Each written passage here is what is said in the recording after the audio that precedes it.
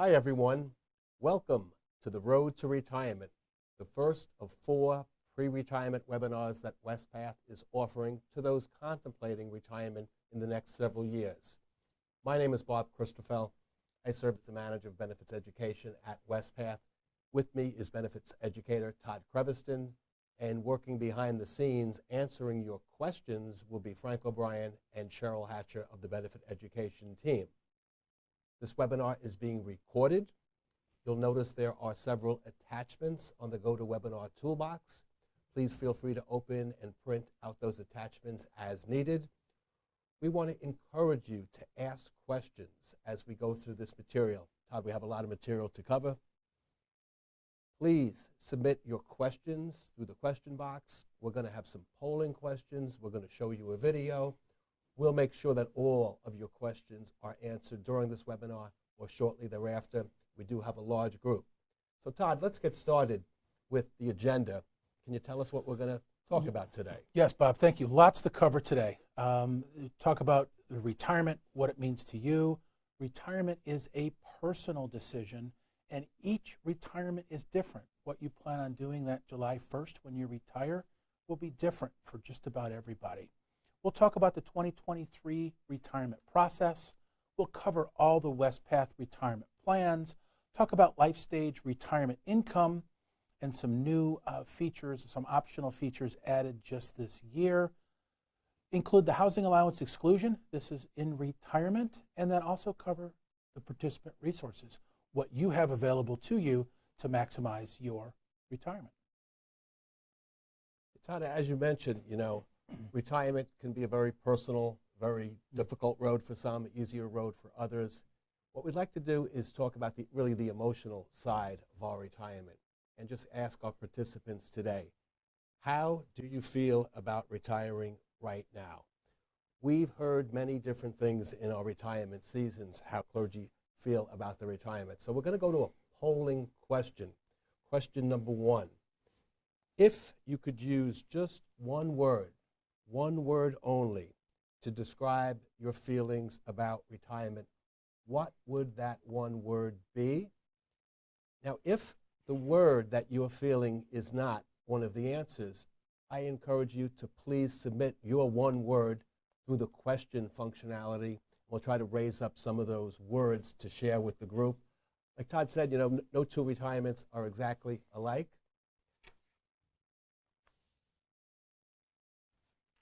Here's some of the words that we have seen come in. Some folks are apprehensive about their upcoming retirement.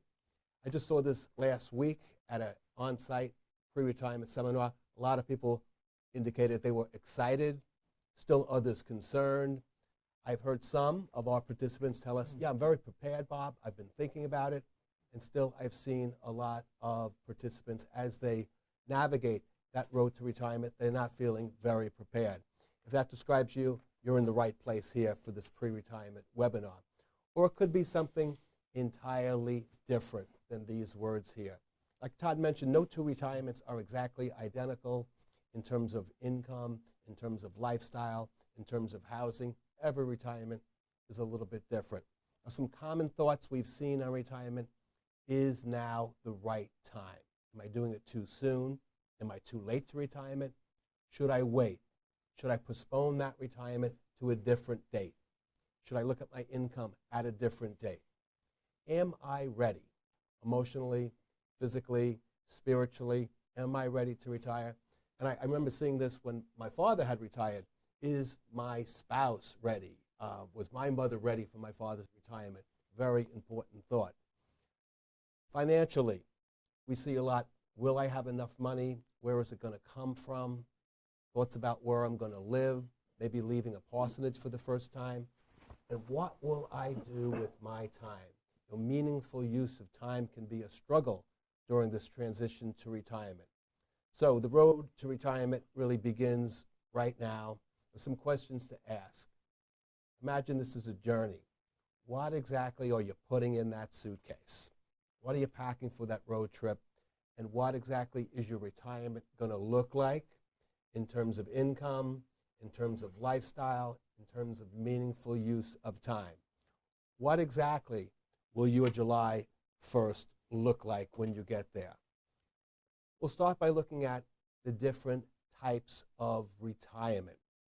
And earlier in your ministry, maybe you didn't have clarity, you didn't know exactly when you were contemplating retirement, but maybe you do now. There are 4 different types of retirement outlined in the Book of Discipline. The most common one that we usually see every retirement season is an early retirement. The clergy person has reached the age of 65 or, not end, but or 40 years of service. That's considered an early retirement. Early can be as early as age 62 or, not end, but or 30 years of service. Mandatory is attaining the age of 72. And the 4th one, and we've seen this past retirement season, a 20-year retirement where the clergy person has served for 20 years. They'll come back and collect some of their benefits from Wespath as early as age 62. So we have several different types of retirement, and we're going to ask a question. What type of retirement are you looking at? Are you considering a normal retirement, very common, early retirement, and we said again that's age 62 or 30, not end, but or 30 years of service? Are you looking at a mandatory retirement or perhaps contemplating a 20-year retirement? So I'll give you a moment to think about that question and submit your answers, and it'll give us a good feel for the group that we have on this webinar in terms of what retirement are they looking for.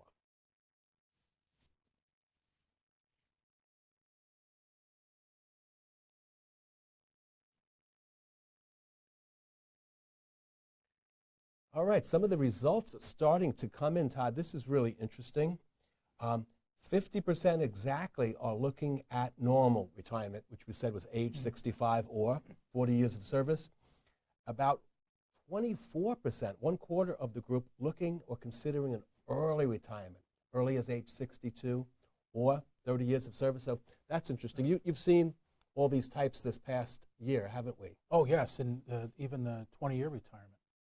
Yeah, I think more of those than in previous retirement seasons. So really interesting findings there. Thank you for letting us know what you're considering. Certainly that's not an obligation to retire under that provision, but it's nice to see what the group is focused on. The 2023 retirement process. What do I need to do if I'm retiring next year? And for some of you on this webinar, July 1st, 2023 will be an important date for you indeed. I suggest you follow the checklist. There is a checklist on your Go to Webinar toolbar. Click and view that checklist, print it out. Copies are available by calling Wespath.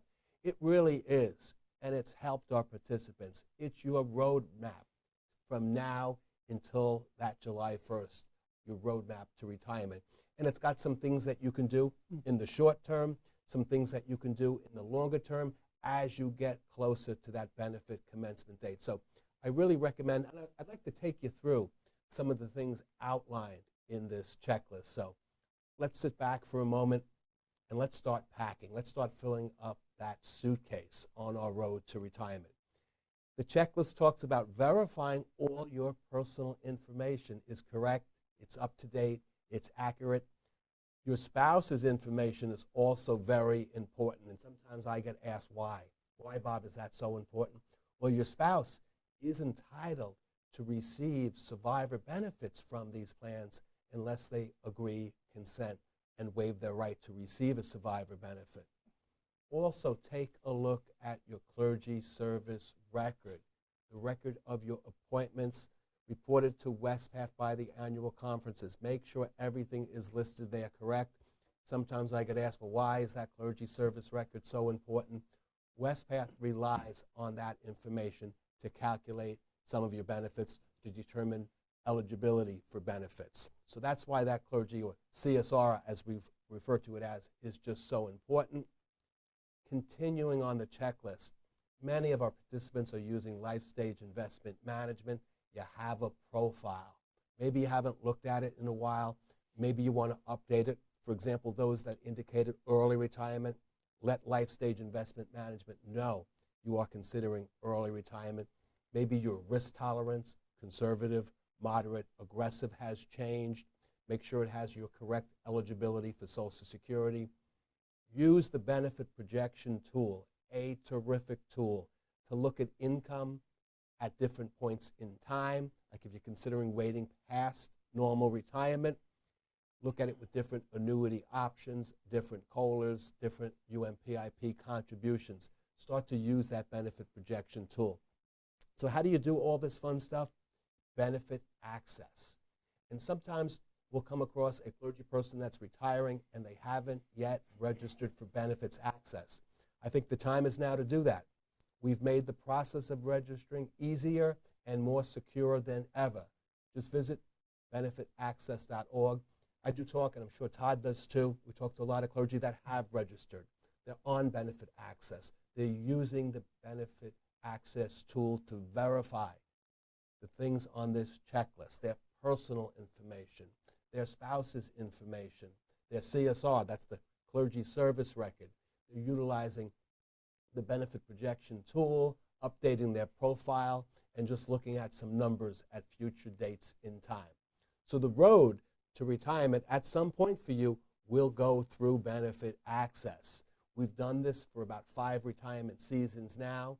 It helps cut down on mistakes. And this very much is a road. It very much is a process. And I don't want anyone to feel that this is one-stop shopping. You need to absorb everything today and make decisions. No. No, that's just not the case. There is support from this benefit education team that's here with me in the Spellmeyer studio. We have a retirement team at Wespath dedicated to each year's retiring class. We will have retirement webinars as we do every spring. And you also have the support of your annual conferences with retirement webinars or on-site seminars. So the process does go through benefit access. You need to make elections no later than 3 o'clock on Friday, June 30th, if you're retiring next July 1st. But I always caution, please, please, please, don't wait until the afternoon of Friday, June 30th to make decisions that will impact your income for the rest of your life. Certainly do it in a comfortable time frame in May and early June. That still gives you time to discuss this, pray on it, and make decisions that are best for you and your family. You want to understand all your sources of retirement income. We're going to talk a lot about different retirement plans. You might have some of these plans. You might have eligibility for all of these plans. Also consider if you have any outside investments, IRAs, if you are late to ministry or second career, any benefits coming from those employers. What about your spouse? Does your spouse have retirement benefits coming? And the Wespath plans that we're going to cover, again, you might have eligibility for all of these or some of these. The Clergy Retirement Security Program, that's the mandatory plan right now for eligible clergy. We're going to start with that one, a really important hybrid plan. Then we'll go back in time. Todd and I will take you through the Ministerial Pension Plan. We'll talk briefly about the pre-82 plan. We still see that come up occasionally. And also very important, we're going to talk about the United Methodist Personal Investment Plan and how for some of you, you can still make a difference in your retirement income by participating and taking advantage of the provisions in the United Methodist Personal Investment Plan. Create your own Social Security account at ssa.gov. Not the easiest thing to do, but very important. Some of the information that is on that website, your personal ssa.gov account, you should verify. Your earnings history is in there. You want to take a look at estimates at early or full or age 70 for Social Security benefits. Make those calls to EY, the financial planner line. EY is a terrific resource and can help you with some important questions. Typically, and Todd and I talk to EY quite a bit, they can answer questions, complex financial planning questions like, how much can I actually afford for housing in retirement? What exactly and where is it going to come? What is my income going to look like? Tough decisions about the cost of living adjustment, especially now in a high inflationary period. Should I choose the higher COLA in one plan, a lower COLA, or the same COLA for both plans? What's the best way to secure a down payment on a housing? Some of you might be leaving the parsonage for the first time, purchasing a house. Should I use the loan feature that's available? Should I take out a traditional mortgage? Should I take a distribution? There's different options that EY can help you with.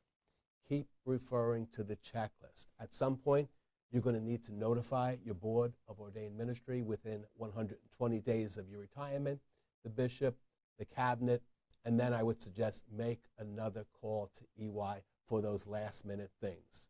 And now, Todd, we've covered a lot of the emotional side, but we can talk about maybe what folks are waiting for. Let's talk about income or money. Their paycheck is going to go away at some point. So the challenge is to replace a big part, maybe 70, 80% of that paycheck. So we're going to talk about where that is going to come from. The Wespath retirement plans is going to help a lot of our participants help replace that paycheck that goes away. So Todd, tell us about these Wespath retirement plans. And I think what we'll focus on is, what are the decisions, but not just what are the decisions, right? When do they have to be made by? Exactly, June 30th, 3 p.m. Central. But if you're not retiring in 2023, you have time to make those decisions. Here are the retirement plans as you see them. CRSP, there's actually 2 service periods for CRSP. We'll talk about each of those. And then I'll kick it back to Bob, and he'll cover MPP. And then pre-82, it'll come back to me, and I'll get to discuss UMPIP with you. So CRSP has 2 components. The DB portion, or defined benefit, is an annuity payment. Bob talked about replacing your income in retirement. This will be a portion of that. And the defined benefit is guaranteed income for life. If you're married and you select a joint annuity, it'll actually cover 2 lifetimes. So your lifetime and your spouse's lifetime, offering security. It also offers CRSP DC. It's a defined contribution account. What that does, it offers flexibility. You get to determine how much you're going to take out and when. We like to cover the defined benefit first because that's a little more complicated. And some of those decisions are irrevocable. Okay? They can't be changed after June 30th at 3 p.m. Central. So the defined benefit isn't a balance. It's a formula. Occasionally when we're on site doing our benefit presentations, we'll have a line of folks line up in between breaks, and they'll say, Todd, why can't I see my defined benefit on my quarterly statement? It's like, oh, it's because it's a formula. It's math. You can, however, see this in your benefits access account underneath the summary tab in your benefits access account. So there's actually 3 factors that are multiplied together to come up with the benefit, the monthly benefit. The first is the denominational average compensation, or DAC. Next is a factor, and there's 2 factors. The factor for the first service period is 1.25. The factor for the second period is 1%. The next thing we calculate is the credited service for each service period. Okay? Seems complicated, but let's first start talking about the DAC, and we'll cover each component. So the DAC, denominational average compensation, is exactly what it sounds like. It's the average planned compensation of clergy.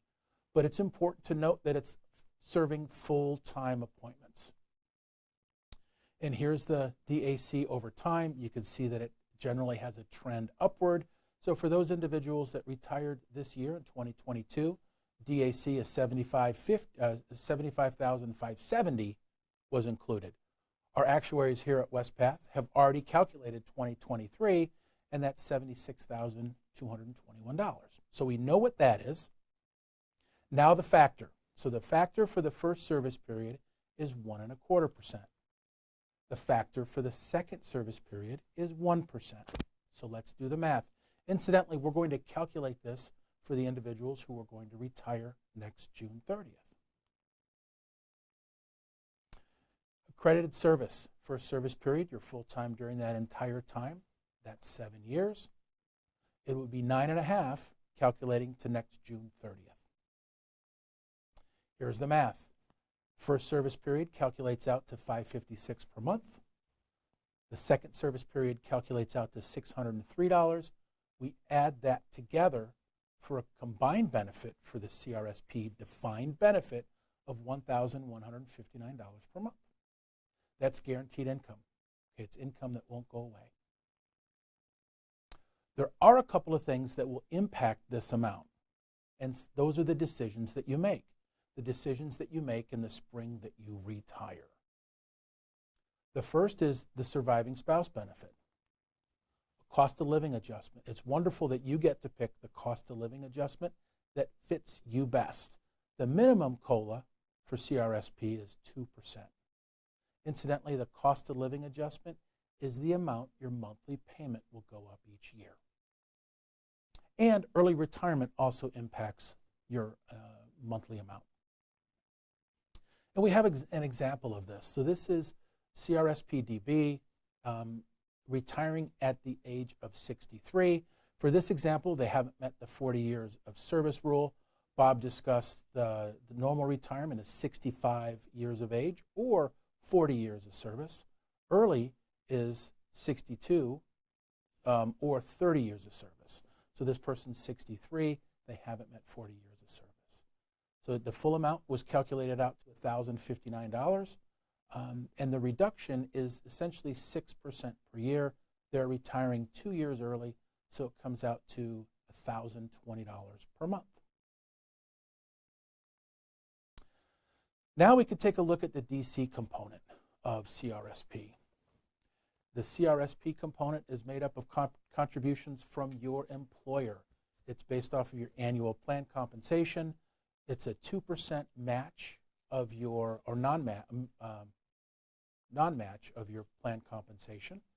And if you contribute at least 1% to UMPIP, you'll have an additional 1% put into your CRSP DC. So that's how that amount grows. You'll get to direct your investment, so you have choices. You could pick your funds, and you can determine how those how that allocation goes into those funds. So that's up to you. You can also opt into Life Stage Investment Management, and that places the management of that account on autopilot. Okay? Selects the funds and determines the allocations of those contributions. When you retire, it's available to you as cash distributions. Most clergy roll it over into their UMPIP and create a consolidated UMPIP account and then take distributions from there. But you do have the option to roll it out or take a partial distribution as well. Another concept, and this seems kind of foreign because Bob was talking about these accounts, these plans are designed to replace your income in retirement. That's exactly what they're intended to do. But if you didn't need to take the money from your CRSP DC account, you don't have to. You're not required. The IRS does require that you begin taking required minimum distributions by the age of 72. Wespath will help keep track of that for you. Okay? So you could leave it on account with Wespath invested until RMD. And any balance that remains upon the beneficiary's passing is transferred to the beneficiaries. And now we'll bring it back to Bob to cover MPP. Thanks, Todd. Yeah, that Clergy Retirement Security Program, just such an interesting plan design with these two very different components, the defined benefit, that lifetime income that you just can't outlive, and if elected, continuing to a surviving spouse, and that flexibility you mentioned of the defined contribution account balance. Now, just review with us, Todd, why do we suggest to those retiring each year, hey, focus on the defined benefit component first? Their annuity choices are irrevocable. So the annuity type that they pick, that you'll cover in a couple of slides, and the cost of living adjustment can't be changed after June 30th at 3 p.m. Central. Yeah. So it's important that they get a handle on the income that they'll need and what annuity type and the COLA that best fits their retirement needs. Yeah, exactly right. And with the defined contribution component, with that flexibility, and you mentioned they don't need to do anything with that until age 72, so it gives them plenty of time for that money to still be invested. Anytime between, let's say, normal 65 and 72, they can commence it. The next one we'll talk about is the ministerial pension plan. Many of you will have a ministerial pension plan account, and we'll talk about the design of that plan, the options, when you need to commence it by, when you can commence it by. Often we get asked, what is MPP right now? And this is different. And Todd will talk about the defined benefit part, which is not an account balance. This is indeed an account balance, and it is invested. It has to be invested using life stage investment management, so no one is choosing investments or self-managing. I always encourage those retiring, take a look at the asset allocation in your MPP. It is typically diversified. It is based upon your life stage investment management profile, your risk tolerance, your benefit commencement date. But what about later on at retirement? Well, we do get asked this a lot. What happens to that MPP? Well, the way it is set up right now, and there may be additional options down the road, but for those retiring this past July 1st, 2022, if they need income, 65% exactly of their balance becomes a lifetime annuity. So similar to the CRSP defined benefit. You can't outlive that annuity. And if elected at the time of your retirement, will continue uninterrupted, often to a surviving spouse. So really covering 2 lifetimes. That's really financial security, knowing that one birthday, 1 year, one January 1st, you're not going to have your annuity stop. Now, what about the rest? That was only 65%. Well, the rest is 35%, and that does continue to be an account balance. It is still invested for you. It is still hopefully earning and growing and available to you. This is your money. So when you put them all together now, this MPP has, I think, the important features of a lifetime income, like CRSPDB, and that flexibility of an account balance. Now, just like CRSP defined benefit, I always tell the retiring class, hey, let's focus first on the 65%. First off, do you need that income right away? You don't need to commence it right away in many circumstances. If you need income, you're going to have to make those important decisions. 6 lifetime annuities to choose from.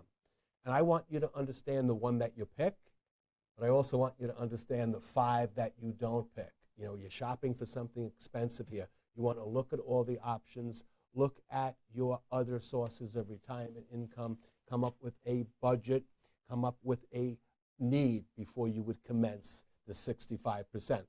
Also think about the COLAs. Now, I'm going to give you examples of both the annuities and the impact of COLA, but I want to make it clear that the decisions you make for MPP don't have to be the exact same decisions that you make for CRSP defined benefit. It might be very different times, but it could be different annuity options and different COLA. So I always say let's focus on that 65%, because those 2, once you're set up on the pension payroll come July 1st, you can't make changes. 35%, that's going to be there, flexible, a lot of different distribution options for that 35%. So let's look at these annuity options. And I don't want anybody to think that there's a right choice or a wrong choice. There's just different choices. There's no annuity that you're going to say, oh, I regret that. I picked the one that's not a lifetime annuity. They all provide that. And 3 of these can continue uninterrupted. We call those joint and survivor annuities, 2 lifetimes. So what we have in the next several slides is just an example of a clergy person who has ministerial pension plan. They have an account balance of about $400,000, which is not uncommon. They're age 65. The spouse is 65. They've chosen a 2% COLA. So no one's benefit. But it's a good example because it illustrates the different annuity types and the impact on the amount in the middle column, payable to you, which is what we pay out first.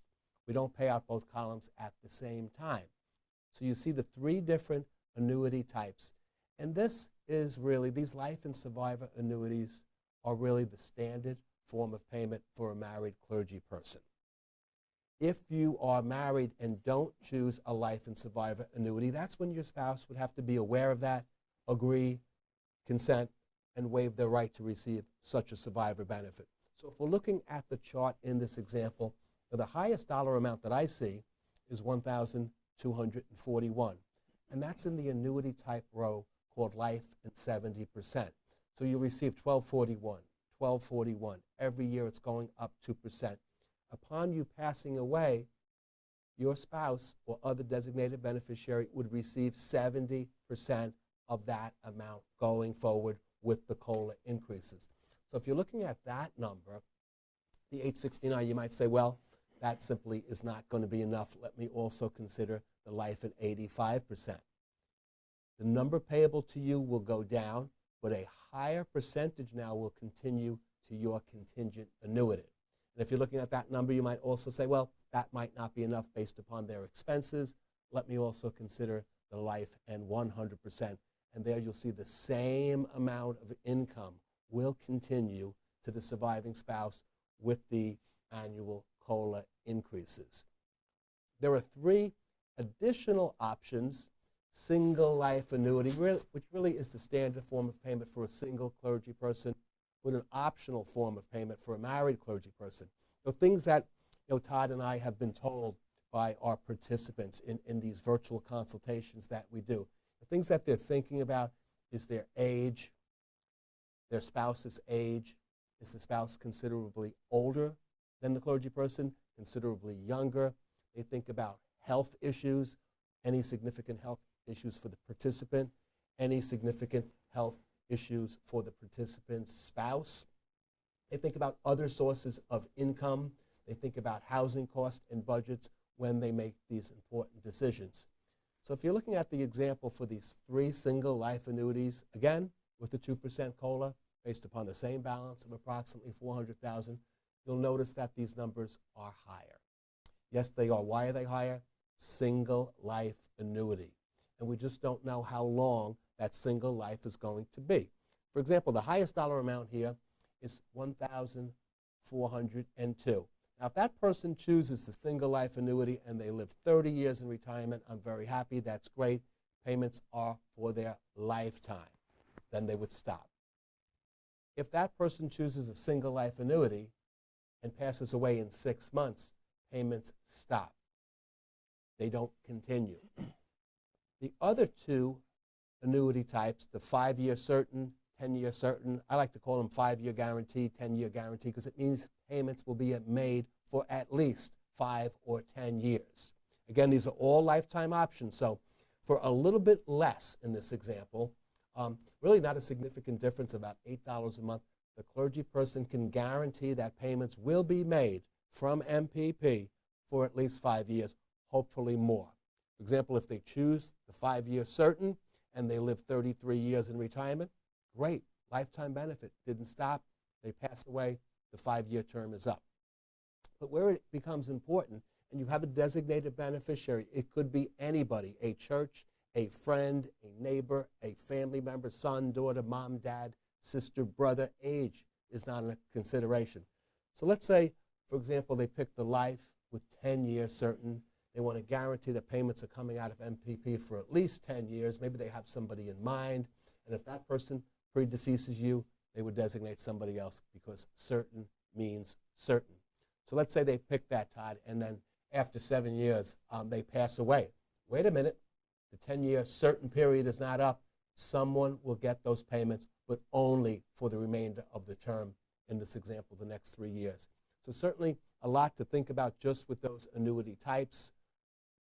Also, the COLA is and has become, and really has always been, very important because of inflation. And even in good times, inflation can erode our purchasing power. Certainly now it is. So these COLAs, and not all pension systems have COLAs. Certainly, I think it's an important thing to get an annual increase in your benefit.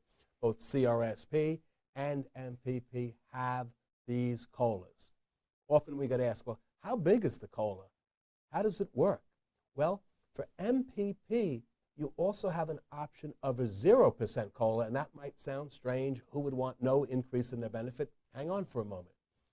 2% for both plans, MPP and CRSP, is really considered the default COLA. When you go into benefit access, you're going to see that check, but you can check other COLAs, and you'll see the numbers change right before your eyes. You could go higher, 3%, 4%, even up to 5% for both plans, compounded. Question becomes, is the COLA amount that I choose, that I elect, is that going to impact my benefit, especially my initial benefit amount? And the answer is a big yes, it will. And I have an example of how exactly different COLAs will impact your benefit. And we'll look at this blank chart for a moment. And I always think, you know, the numbers on the left are not that important. The numbers on the right are just different ages. The concept is important, that COLAs will impact your benefit. Now, first we'll plot the default, the 2% COLA, slow and steady, every year increasing by 2%. But let's look at the two extremes. The 5% COLA will bring down, and sometimes by a big amount, your initial benefit. But every year it's going up, compounded 5%. Eventually, at some point, there will be a crossover where you end up with the largest benefit possible. And it might take you some years to get there.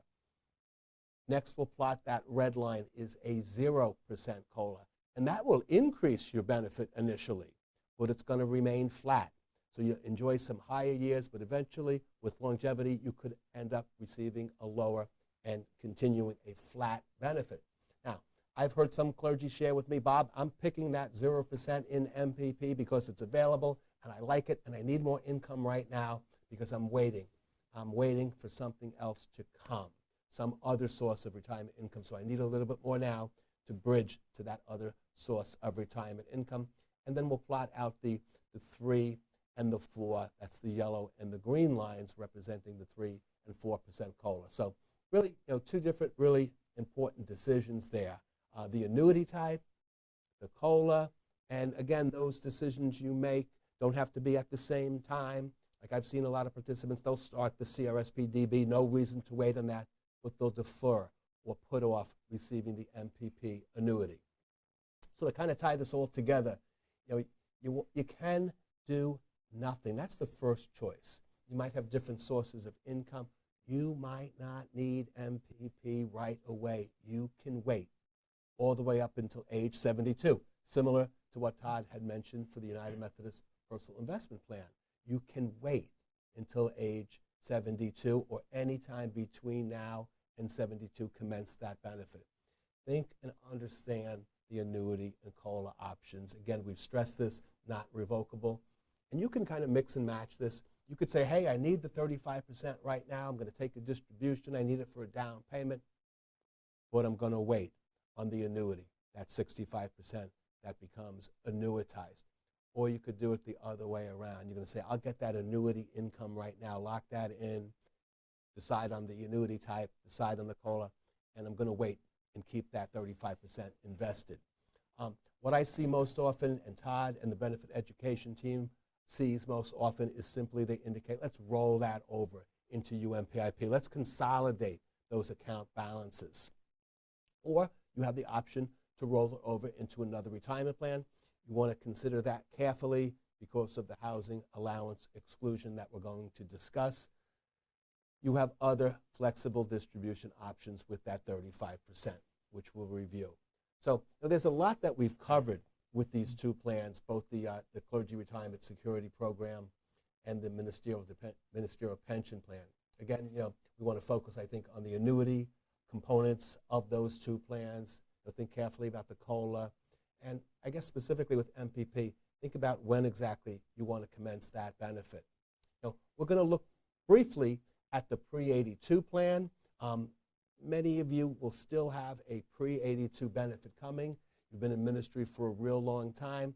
For most conferences, we calculate this benefit 2 different ways. We'll look at what we call the DBSM, defined benefit service money, converted to a lifetime annuity. That's what's great about pre-82. It is a lifetime benefit. We'll also calculate it using a traditional formula benefit based upon the past service rate, or PSR, that each annual conference has set. We're always going to pay you the highest of those 2 calculations if you're in a conference in which we do it 2 ways. If you're a single participant, it is a single life annuity lasting as long as you do. There's no 5 or 10-year certain options. It ceases upon you passing away. For a married clergy person, the life and survivor annuity percentage is set by each annual conferences. Some have 70, still others 75, 85, or even 100% to the surviving spouse. And it's the spouse during your Episcopal appointment at the time of your retirement. You can't go into retirement under the single life annuity, become married in retirement, and then add that person as a married participant. So that's pretty brief on pre-82. We've covered a lot, and now I think, Todd, in the United Methodist Personal Investment Plan, we go to these clergy benefit academies, and by the way, we are having one this coming November 14th to 16th, Clergy Benefit Academy in Broomfield, Colorado. And if you're interested, go to wespath.org/events for registration and instructions and just other details about that great event. But what I'm thinking, Todd, is at that Clergy Benefit Academy, we always have a class. Yes, we do. A class just on United Methodist Personal Investment Plan. And why do we do that? Because it's a plan that can positively impact your retirement. And I have to say, it's usually 60 to 90 minutes. It can be. So it is an in-depth plan, or it's an in-depth presentation on UMPIP. Here, we'll cover it in just a couple of slides. But it's a defined contribution account, and it accepts contributions from both plan sponsors, employers, and also participants. As a participant in UMPIP, you would make a contribution through your paycheck or from your paycheck. Like the other defined contribution accounts, you have the ability to choose your own investments. That works for some folks. We call that self-managed. Many individuals in UMPIP, I've heard upwards of 80%, actually use life stage investment management to manage that account, to make those choices for you. In active service, there's 4 ways to contribute to your UMPIP account. The first would be on a before-tax basis. Next would be an after-tax basis. Roth is rather interesting. It's actually an after-tax contribution, but if you meet 2 qualifications with a distribution, when you take distributions, that distribution is actually tax-free. And the 4th way to contribute would be through a rollover. So the contribution limits for 2022, they're quite large, $20,500 in before tax and Roth combined. If you're over the age of 50, you can contribute an additional $6,500 for a total of $27,000. That's a huge number. $20,500 is a lot of money. The catch-up funds included is even a larger number. We don't want folks to get scared away or hung up on that number. What we suggest is contribute what you can reasonably afford and then make a plan to increase that. Because that larger contributions over a longer period of time will have a positive impact on the size of that UMPIP account. We're telling you about 2022 contribution limits because the IRS hasn't told us what 2023 will look like. They typically get indexed up a little bit each year or 2. So a before tax contribution is just that. You make that contribution before you pay your federal taxes on it, okay? And those contributions then grow tax deferred, income tax deferred, until you take a distribution. So a very powerful type of contribution. Roth, as I mentioned, you pay those income taxes now. It's an after-tax contribution. And then when you take a distribution, that distribution could be tax-free if you meet both of these qualifications. The first qualification is that your first Roth contribution needs to be made at least 5 years prior to your first withdrawal. The second is you must attain the age of 59 and a half or older, become permanently disabled, and those contributions are tax-free. I'm not in a position to tell you that you should be doing Roth contributions. However, EY, the financial planners at EY, love to have this conversation with you. So you can actually have a phone call up EY, have a consultation, and they can walk you through if Roth contributions are right for you. Rollovers. I love this, this graphic here because it's to show that these are portable. The IRS allows you to take an IRS qualified plan or a traditional IRA. So an IRS qualified plan would be like a 401k, a 403b, a 457b for maybe a prior employer. You can take that with you. You can actually roll that into your UMPIP account. I did that a couple of summers ago with the prior employers, cut down on the amount of paperwork that I had to look at, the amount of quarterly statements that I had to look at. Now I have all my money here with Wespath. To do that rollover, you would just complete the incoming rollover form and send it to Wespath. Incidentally, Bob, you can find that incoming rollover form in your benefits access account. One of the things that I like to do in consultations is to figure out how comfortable the individual is that I'm speaking with, how comfortable they are with using their benefits access account. And I like to spend maybe 5 minutes or so just kind of giving them a tour to show them where everything is at. That way, they can go there and get the resources that they might need.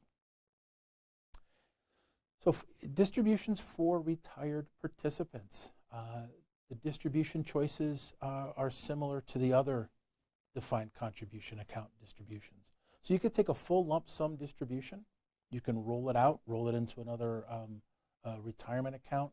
I did have one participant tell me that they were going to roll it into their checking account. I suggested that they contact EY about that because there could be some tax consequences with it. They could take out a partial lump sum, maybe $5,000, $10,000. Maybe their July 1 is going to begin with that vacation that they were talking about, or that they always wanted to take. And then the other option would be to take a cash installment. And you could tell Wespath how much you'd like to have in retirement income from your consolidated UMPIP account. That's called self-managed. Or you could use life stage retirement income, and that will actually calculate a payment for you within a safety zone that's designed to last a lifetime. Because it's an account balance, it's not guaranteed, but it does offer excellent probability. And any remaining balance upon the clergy person's passing is transferred to beneficiaries. So Bob had mentioned a little bit ago about required minimum distributions. You can leave it, your UMPIP account untouched until the age of 72. And at that point, that's the point in time where the IRS gets a little impatient and they would like to have some tax income. That RMD definition is actually defined as beginning no later than April 1st of the following year after the participant turns 72. And you can have that conversation with EY to see if you should wait that long or if you'll need the income a little bit earlier. This applies to all of the defined contribution accounts. And then once you begin RMDs, you'll need to begin taking RMDs or need to continue taking RMDs each year. And if you haven't begun the other benefits at that time, the 65% MPP annuity, the CRSPDB, you'll need to begin those at that time as well. With federal tax withholdings on distribution, so if you are taking a partial or full distribution, Wespath is required by the IRS to withhold 20% of that withdrawal, and that's a prepayment in taxes. You'll actually get a 1099-R at the end of the year, so each January, that will show you how much income that you received from Wespath from the prior year, and also show how much income tax was withheld. If you are taking RMDs, Wespath is required to withhold 10% of that amount as that prepayment of tax. So now I think Bob actually has another poll for us. Yes, we do have our final polling question, Todd. Really nice discussion about United Methodist Personal Investment Plan. And I really like that flexibility that the participants have with that plan. Yes. Yes, and they can actually, when they run a projection, they can actually change their future contribution amount in the projection to see what impact that change has on that estimated balance in the future. That's excellent. And you mentioned, required minimum distributions, and we'll track that very carefully because what happens if they somehow don't get our notices and don't take out enough? It's a penalty. The penalty is steep. It's 50% of the RMD is the actual penalty. Wow, that is serious. It could be worse, but that's pretty bad to start with. All right, so let's take a look at our final polling question. When you retire, and in this example, in this polling question, we're talking about a normal retirement age, 65. Is it true or false that you must commence all of your Wespath benefits immediately upon attaining that July 1st, age 65 retirement? So I'll pause for a moment as the results come in. True or false?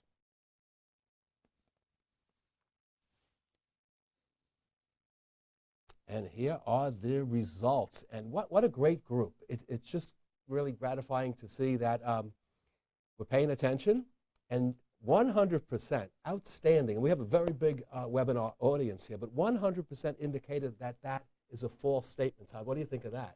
I love that. It's working, right? Yep, because you don't need to take everything at once. For example, you might start the Clergy Retirement Security Program, defined benefit, but wait.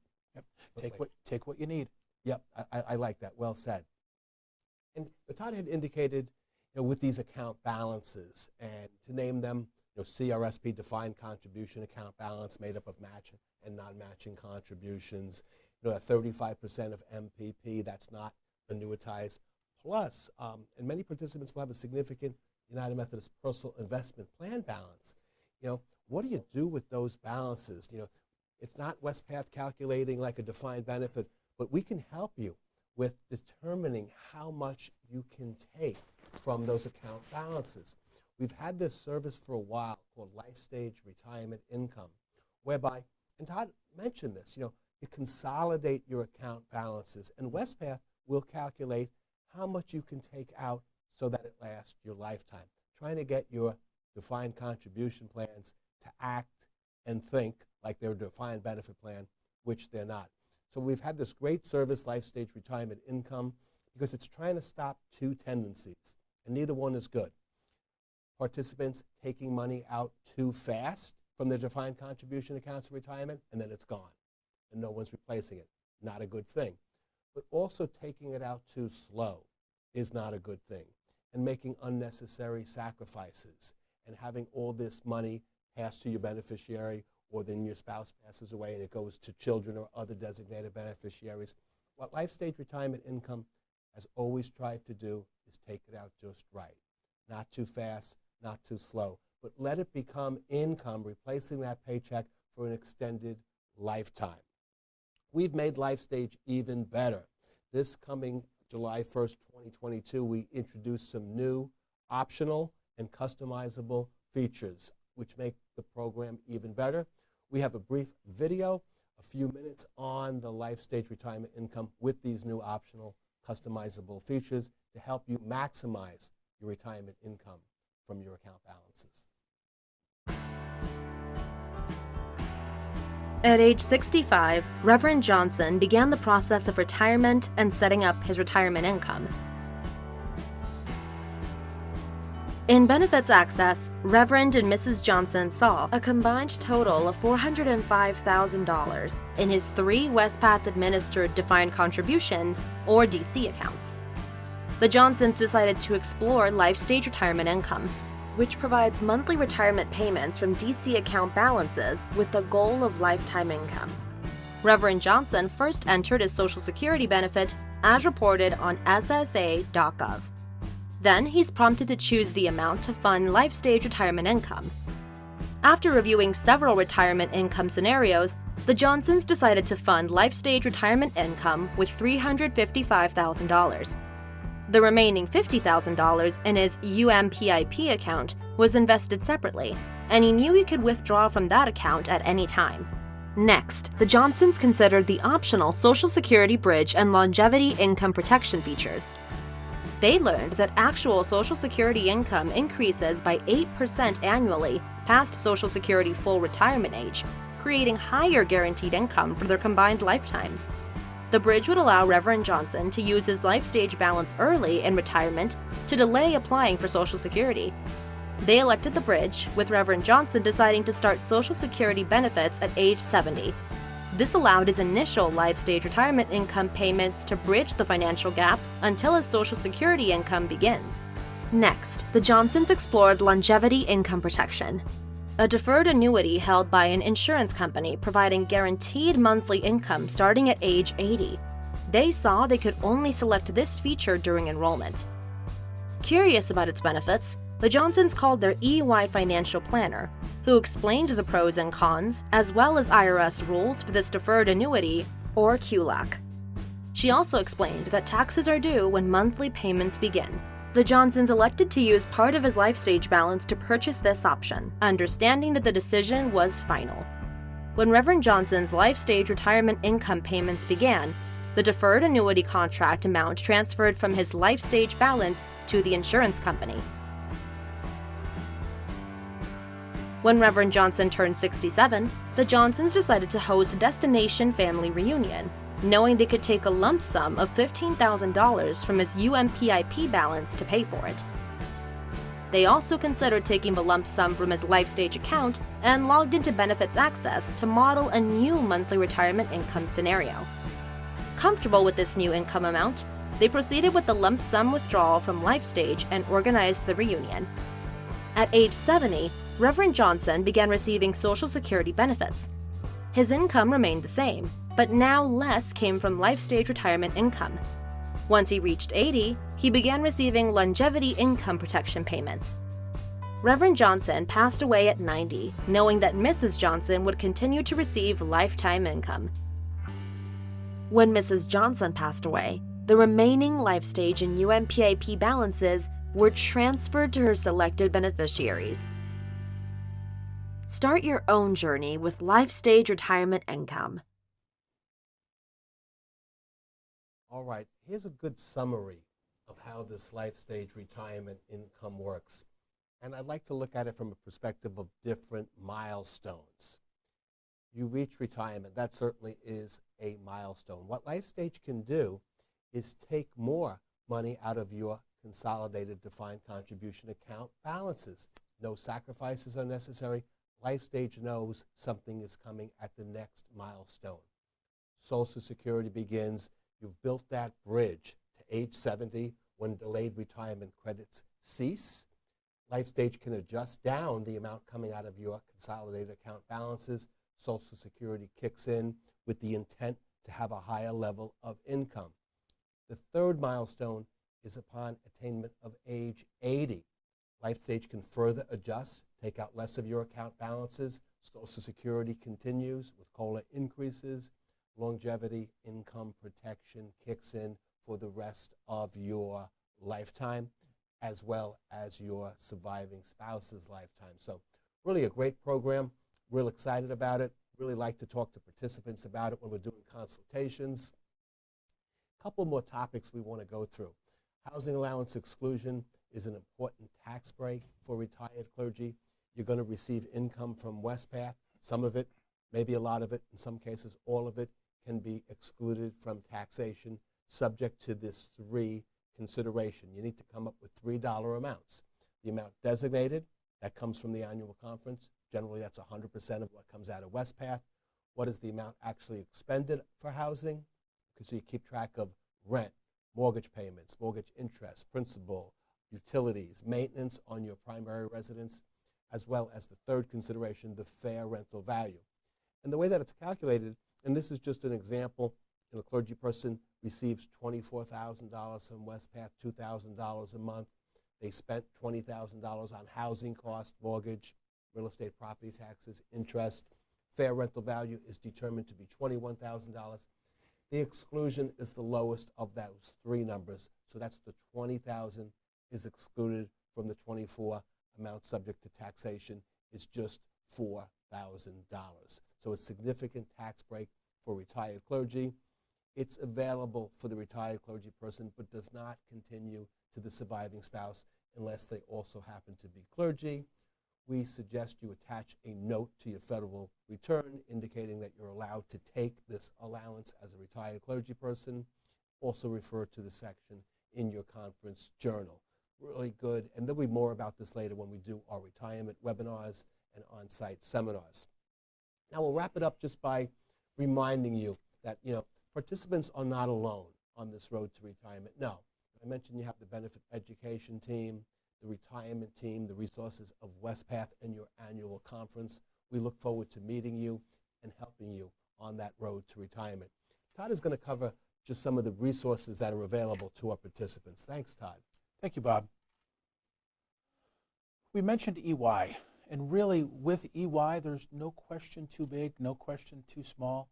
I actually was in Columbia, Missouri doing my first in-person workshop, retirement workshop of this year, and a participant asked me a question about the housing allowance exclusion, and I said, well, I don't think that's correct, but who can we call? Who can we chat with to confirm that? And the best answers always come from the back of the room. Somebody chimed in and said, you can call EY. I said, well, let's take a break. I'll call EY and come back with that answer. So really, with EY, no question too big, no question too small. We always start off with saying confidential, because if you haven't let everyone know that you are retiring next year or when your plan is, you can feel comfortable letting your EY financial planner know when you plan on retiring. It's confidential. They won't tell anybody. It's unlimited financial planning via the telephone. It's objective. There's no sales pitch. We put in there that it's at no additional cost to you because Wespath pays the fee through the operating expenses from Wespath. There's no need to enroll. You can get started at that phone number right there. We also suggest that you set up an account at that URL. You'll set up your own username and password. Takes a couple of minutes, but it's well worth it. And one interesting thing, you'll actually see a picture and a bio of the financial planner that's assigned to you, so you kind of get an idea of who you're chatting with in advance. You can also use that link right there and set up a consultation with one of the benefit educators. We secure the call, so we'll ask you some questions to make sure we're talking to the right pastor. And then we can share your account, walk you through walk you through the benefits access, and actually run projections for you and show you how to do that. So you'd sign up right there. Action planning. So we've got some homework for you. These aren't due today, but most importantly, if you're not registered currently for benefits access, you want to register soon. Bob mentioned it's a lot easier to do nowadays. Review that life stage investment management profile. See where you're at. See if you need to make any changes. Project your retirement income. I've had actually, Bob, a number of consultations where they wanted to come up with some questions to talk to EY. They kind of wanted to be in the know before they had that conversation. So we kind of brainstormed and gave them a half a dozen questions to go ahead and have with that EY financial planner. And then register for a benefit education consultation. Some Wespath participant solutions. It can be reached at that number there. Benefit access or benefit education consultations, and we also like to finish with that EY. It's a very important, very meaningful, powerful resource available to you. Thank you very much for attending today's pre-retirement webinar. We appreciate a lot of great questions came into the question box, and if we didn't get to your question, we will follow up with you shortly, but just some really great, interesting questions about these different plans that we talked about. Again, this has been recorded. We're going to send you a link to the recording for your future reference. If you need any of the handouts, they're on the toolbox, and we'll also send you a copy of the slides that we used today. We look forward to seeing you on future webinars or on site or on a benefit education consultation. I want to thank you very much for joining Todd and I today, and thank the benefit education team and the executive producer behind the scenes. Thank you all.